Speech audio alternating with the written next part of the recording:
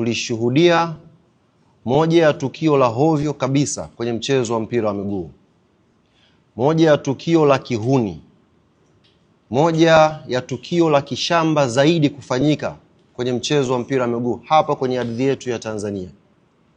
Tukio hili limehusisha mwenyekiti wa klabu ya Simba Sports Club ambaye baada ya mchezo wao ilionekana video mbalimbali akishambuliwa na baadhi ya mashabiki wa klabu hiyo. Sisi kama Young African Sports Club kwanza tunalaani vikali vitendo hivyo. Ni vitendo vya kihuni ambavyo havina nafasi yoyote kwenye mchezo huu pendwa wa mpira wa miguu.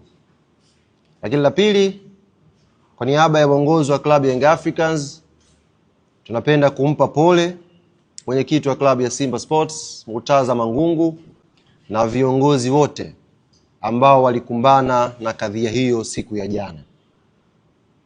Ziko nyakati tunaweza kupishana kwenye itikadi zetu za kimpira, lakini linapokuja swala la football kuwa fair play, kama vilabu ni lazima tutoe matamko haya kukemea na kupinga vikali vitendo vya kihuni ambavyo vimefanyika jana kwenye uwanja wa Benjamin Mkapa.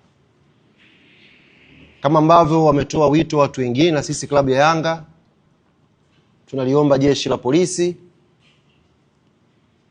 lichukue hatua stahiki kwa yoyote ambaye atabainika amehusika na vitendo vile vya kishamba vya kumshambulia mwenyekiti wa klabu ya Simba kwa siku ya jana.